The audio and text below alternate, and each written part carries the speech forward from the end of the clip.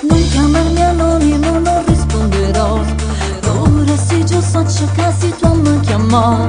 Non trovo coraggio, non trovi un appoggio. Non sai quale scusa trovare, ma ci provi.